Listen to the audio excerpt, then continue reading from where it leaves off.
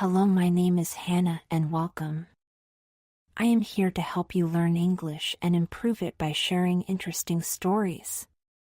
Enjoy. Once, in a big and busy city, there was a man named Marcus King. Marcus was very rich.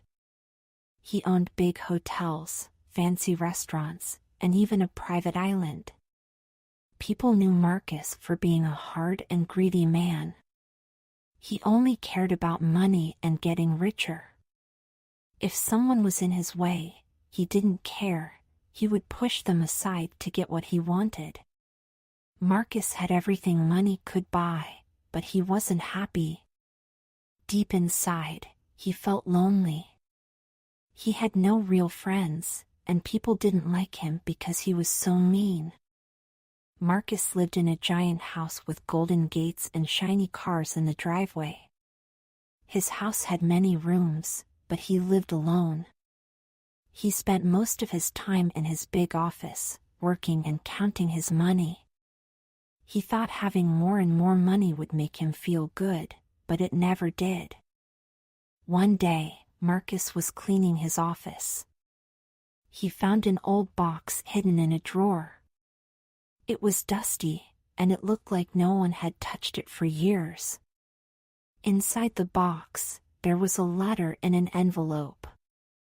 The envelope said, "For Marcus." Marcus was curious. He opened the envelope and started reading the letter. What he read shocked him. The letter said that Marcus was adopted. His parents, the ones he thought were his real parents, were not his biological parents. His real parents, Sarah and John, were poor farmers. They had given him up when he was a baby because they couldn't take care of him. They wanted him to have a better life. The letter also had an address for Sarah and John. At first, Marcus couldn't believe it. He sat in his chair, holding the letter. How can this be true? He thought. But as he read the letter again, he felt sad.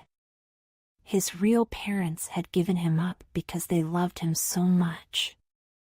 They wanted him to have everything they couldn't give. Marcus didn't know what to do, but one thing was clear: he wanted to meet them. The next morning, Marcus packed his bag and left his big house. He got on his private jet and flew far away from the city. After landing, he got into a car and traveled to the countryside. The roads were small and bumpy, and the air smelled fresh. There were no tall buildings or shiny lights here, only green fields and small houses. After a long drive, Marcus arrived at a small farmhouse. The house was old, with paint peeling off the walls, but it looked cozy. There were flowers growing in the garden, and two old people were standing by the door. They looked tired but kind. Marcus got out of the car and walked up to them. "Are you Sarah and John?" he asked. The old woman, Sarah, nodded. Her eyes filled with tears. "Yes," she said, her voice soft. "And you must be Marcus." John, the old man, stepped forward and hugged Marcus tightly. "We've waited so long to see you," he said. For the first time in years, Marcus felt something warm in his heart. These people were his real parents, and they had missed him all these years. Marcus felt a little shy at first, but Sarah and John welcomed him like family. They made him sit in their small kitchen and gave him tea. They started to tell him their story. Sarah and John were farmers. They grew crops and sold them to make money, but life was very hard. Some years, the crops didn't grow well, and they didn't have enough money even to buy food. When Marcus was born, they were happy, but they were also scared. They knew they couldn't give him a good life. After much thought and many tears, they decided to give him up for adoption. "It was the hardest thing we ever did," Sarah said. "But we wanted you to have a better life." As Marcus listened to their story, he felt ashamed.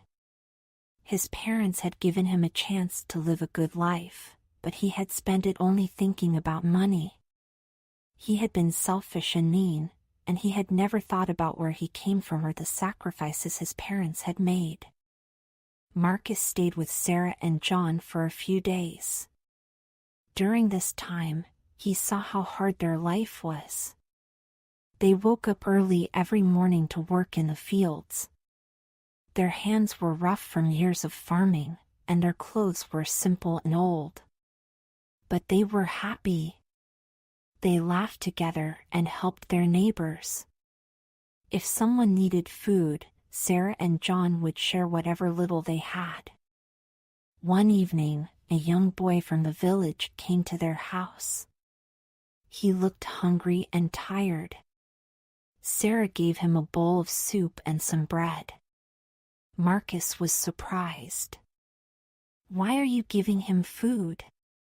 Marcus asked. "You don't have much yourself." Sarah smiled at Marcus. "Because kindness is free," she said. "Helping others makes us rich in our hearts." Her words stayed with Marcus. He thought about his own life. He had so much money, but he had never helped anyone. He had never cared about others. Seeing his parents' kindness made him realize how empty his life really was. When it was time to leave, Marcus hugged Sarah and John tightly.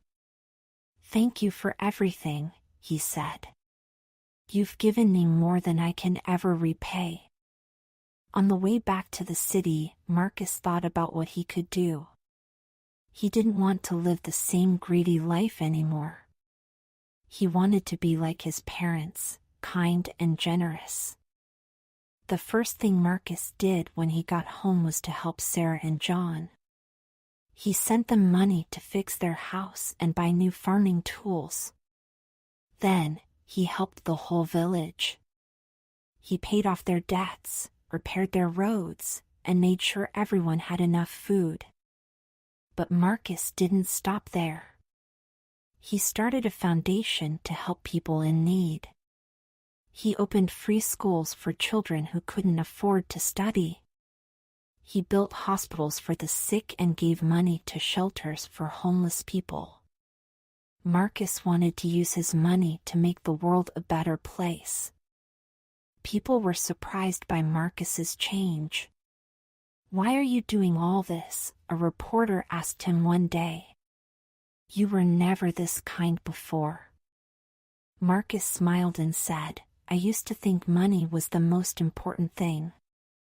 But now I know that kindness and love are worth much more." Marcus also spent time with his adoptive parents. He thanked them for raising him and giving him a good life. He made sure they were happy and taken care of. He visited Sarah and John often, too. He loved sitting with them on the porch, watching the sunset over the fields. In their simple life, Marcus found peace. As the years went by, Marcus became known not just as a rich man, but as a kind and generous one. He still worked hard and grew his businesses, but his goal was no longer to get richer. His goal was to help as many people as he could. Marcus King, the greedy millionaire, had become a man with a big heart. He had learned that true wealth doesn't come from money, it comes from kindness and love. And he was happier than he had ever been.